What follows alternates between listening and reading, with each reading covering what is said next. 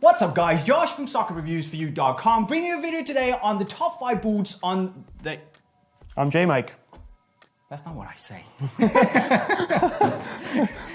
Have you seen any of my videos? I was perfect, man. I was a little less enthusiastic than you are, but that was. But this is how it goes. Guys, today we're going to give you his top 5 boots right now in 2018. My top 5. It's going to be pretty epic. Thanks for coming. This is basically the ultimate boot nerd top 5 thing we're going to see this year. Pretty much, yeah. So, yeah, thanks for coming over. And yeah, no, it was great. I mean, the flight was awesome.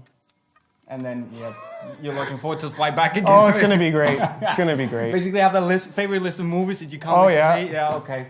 So, let's just jump straight into it. Cool, let's do it. Number 5, for me, is the Phantom Visions. And I know you might be thinking, why is it number 5? I like the boot.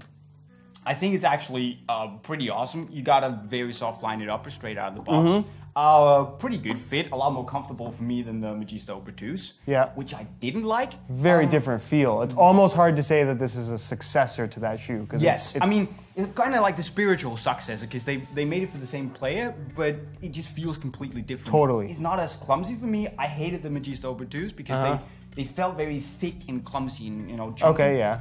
But, you know, these, you know, comfort-wise, very good. Don't really get the point of this, but apart from that, I don't have too many complaints. No, it's for as many new technologies that they put into one shoe, it actually works really well, which is odd. And it's just one of those boots. Normally, I have something where I could say, yeah, like this and this and that, but I wouldn't wear it in match. Yeah, I wouldn't. Honestly, I wouldn't care. I would. Perfectly happy to wear them. You wear this? Not your favorite, but perfectly happy to wear them. Exactly. Got it. Very straightforward. Yeah. All right. For my number 5. New Balance Tekela 1.0 Pro. Kind of an underrated shoe. Obviously, New Balance does not get perhaps the love that they deserve, but they've had some stinkers over the years, let's be honest. This one, though, I really like what they did with this upper. It's very soft, it's very comfortable. There's almost no stiffness to the material whatsoever, so you can basically put it on and instantly wear them in a match without any issues at all. Nice coming from the Vizara, right? Yes, it's a little bit wide. It's not the most it's not a perfect product by any means, but I do love the way that it looks. I like the idea of having this silicone on top of the stitching. It gives you that little bit of a grip element, and it's just a solid platform as a whole. I think they did a good job with this. But again, it's just one of those boots that you like, no complaints. It's not blowing your mind. It's just good. Yes. Overall good. Good. Sometimes simple and comfortable is all you really need, and that's basically what this is. And instead of, you know, throwing out the rule book and making something new, they just went with what worked, basically. Yeah. Which is funny, you should have that because my number 4 is the New Balance Aquila 1.0 Pro. It's a good pick. It's a good pick. I don't need to say much more. It's a little bit too wide for me. Yeah.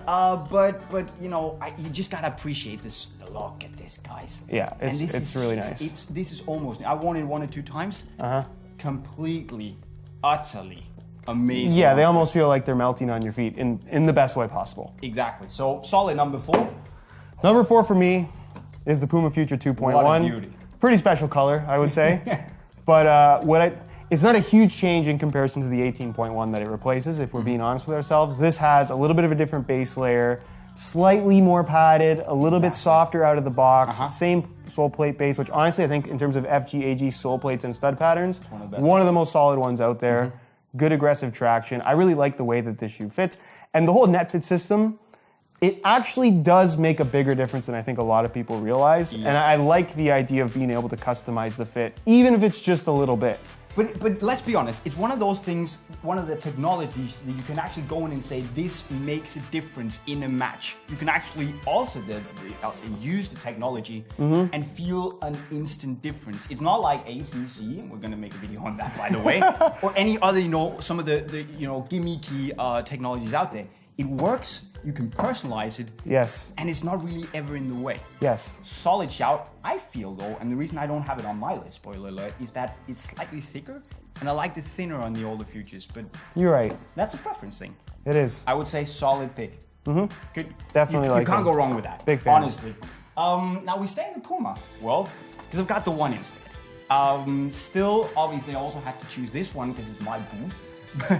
But I love the leather toe box. It's really soft. Nice bit of little texturing here. Not overly much. Yeah. Love the Evo knit color. The best knit material on the market, in my opinion. And just these little here fuse fit holes. I like having the option. Exactly. I don't necessarily feel the need to use the extra slots, but the fact that they give them to you is very cool. Also worth mentioning, this is the leather version, which I think is the one to get. Oh yeah, definitely. If you want comfort, if you want the elegant touch, go for this one because it's a lot better than the synthetic one. And obviously, I love the color. Goes without saying. Number 3 spot for me, not really my style of shoe that I would personally go for, but I've always been a big Mercurial fan. Obviously, growing up, I think everyone has their Mercurial phase. But for me, this is the first one in a long time that even though it's not my style of shoe, I'm perfectly happy to wear these. I think it's the most comfortable Vapor / Superfly that they've ever put out, because they are more or less the same thing. A little stiff at first, definitely has some break-in time to it, but overall, I really like them. I know the split sole is kind of controversial. I like it, has a nice solid base to it. It's kind of like the same as on the Vapor 11. It's really not that different. People make a bigger deal out of it than really what they should. And then obviously the aesthetics of the shoe, which are not super important when you're talking about actually playing in them, kind of controversial. It's growing on me though. I can't say that I hate it. Nah, same. And this colorway in particular, I'm surprised looks that great. it's so high up your list, to be honest. Yeah, but it just goes to too. show it's especially with this, that everyone can kind of wear a Vapor these days because it's comfortable enough that it's not just for those guys who are kind of willing to sacrifice going down in comfort just to get that super tight ballet-like tiptoeing speedy sensation. That's the big difference. If you wore a Vapor 10 or 11 and then came to this, it would not feel the same. No. But I don't necessarily think that's a bad thing. I think this opens up the Vapor to more people, which is a good thing. Definitely agree with that. Definitely agree with that. Now moving on to number 2, I would have the Adidas X18.1s. And you guys might be thinking, why on earth, Jay, aren't you taking the laceless X18 Plus? It has a chrome plate, it's laceless, it must make you better. Well, it doesn't. And also, for me, it doesn't have good enough lockdown. Yeah, it just doesn't fit quite the same. No, and you know, here you can actually adjust the fit, which to me is a big deal. In the laceless boot, it's just like either it fits you really well or it doesn't, and you can't really do anything about it if it doesn't. Also, I need my lockdown because my foot is very slim, and I need to feel completely locked into the boot to be comfortable. That's something about laceless boots I think a lot of people don't understand. It's hard for us, as much as we know, as much as we've tried, to tell anyone whether or not a laceless boot is going to fit them, because it's really something you have to try on, and it's either going to work or not work. This gives you that little bit of adjustability, which makes the world of difference. And let's just be honest, you know, you and me, we care about our lockdown, we want the adjustable fit, but it's not necessarily the truth for everyone. Some people are cool with not having the lockdown. Yeah. They just really want that, you know, it's a different mental thing not having laces. Yes, for sure it is. But I just prefer this one, and once you break in the upper, it actually becomes really Oh yeah, I soft. really like this upper. It's very simple, but honestly very effective, I would say. And I'm gonna say something quite controversial here. I love the X17 Pluses, but this is better. You know what? I'm with you, which is why my number 2 pick This is the X18.1. is the same. So the only thing I really have to add to what Jay said is that I think out of all the stud patterns from Adidas, while they are all pretty much the exact same, like this one, for whatever reason, the small changes they've made feels the most aggressive and I think works the best on artificial grass. Yes. I mean, the clever changing of the name from sprint frame to speed frame, even though it's kind of the same thing, this just feels that little bit more solid, which I think is a good thing. And probably the best heel liner in the business right now. The lockdown through the heel with these little padded bumps, love how that feels. And it is not like a Vapor 4 heel liner where your heel got destroyed. Yes. But it actually, it locks you in without being uncomfortable. It's definitely nice not having to bleed while breaking in your boots. Yeah, I kind of prefer that too, oddly enough. But number 1, Josh, I think I kind of know what's coming for your list. Yeah, I mean, maybe. Do you feel the same way about mine? I kind of have an idea, but... Yeah. I think everyone who's seen the top 5 video with my boots will probably recognize that the number 1 spot is for the Nike Mercurial Vapor. And I know, I've said before that I actually prefer the Superfly. The only reason though I prefer the Superfly is because to me it feels like the coating on the Superfly and the Vapor is somehow different. So the Vapor is a little stiffer on the side compared to the Superfly. With that said, I've worn both quite a lot now. Yeah. And I've actually come to the conclusion that I like the low cut more and I'm willing to sacrifice on the softness to wear the Vapor because... I think any difference that you do feel between the two is just during the initial first wear when you're really paying close attention. But once they're well broken in and the upper is softened up to where it's going to be, it's hard to say there's any difference. Exactly. And I mean, I would take both in a heartbeat, but Sure. this is just... this is my pick, and I like the fact that it's gotten more comfortable while still maintaining that fast vapor, like, oh my god, I can outrun everyone. Mental. You do. There's something about Mercurials that make you feel a little bit quicker, regardless of whether or not. And while it's it's true. just a myth, basically, which is also something we're going to talk about, it does give you a mental edge. That's the way it is. Number one.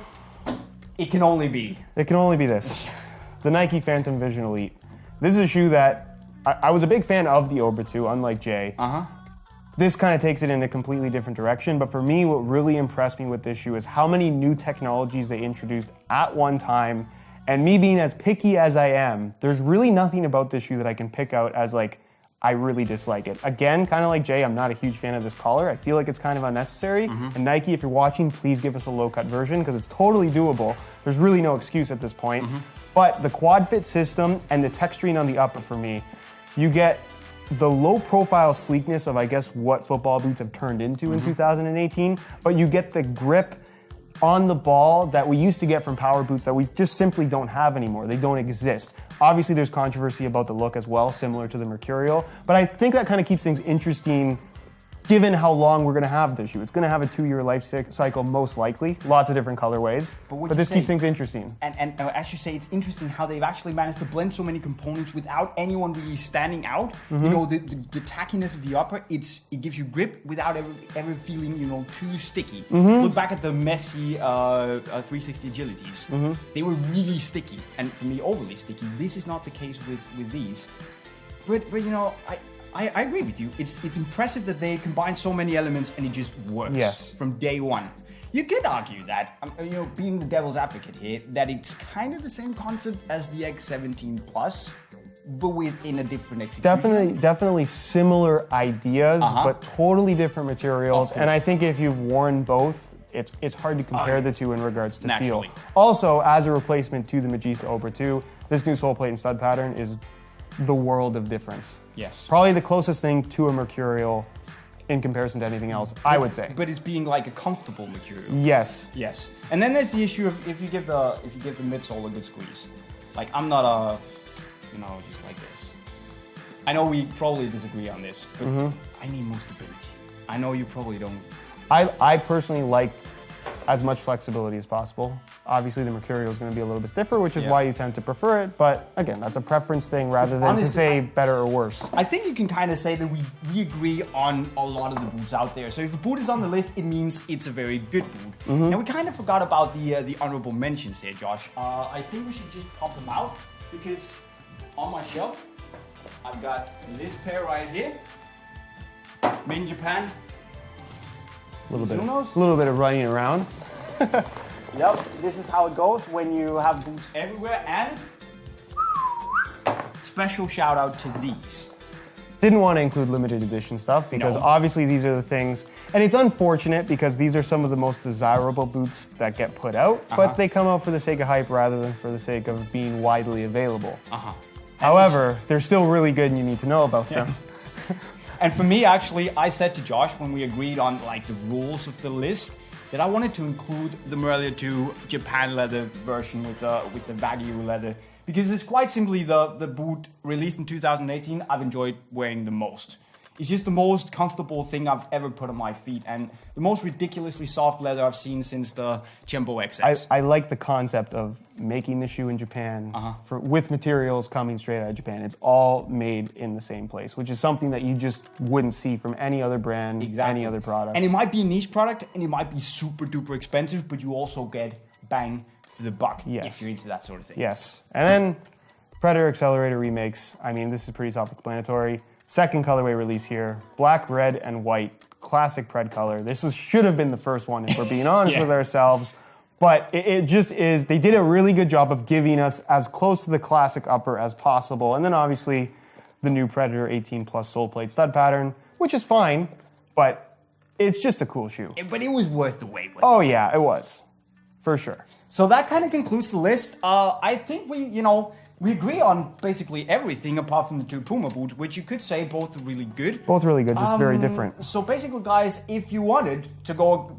get a pair of new boots, well, this is kind of the list you could look at. With that said, there are a lot of other good boots out there that has come out last year, Or, you know... I guess that's a disclaimer. If the boot that you like is not on this list, that does not make it bad. It just means that it's not one of our personal favorites. Exactly. But guys, if you want to go get a pair of the boots on the list, all you have to do is click the link in your screen right now. Also, of course, you should go give this guy a follow. If you click the bubble right next to its head. He makes videos every day. His intros are hilarious. Go watch him. And of course, if you come from his channel watching our videos, you should also do yourself a favor. Go subscribe to our channels right over here. You've done this before. Yeah, and I really suck at it today. So go subscribe all around. Go buy some football boots. And with that said, guys, we're signing off.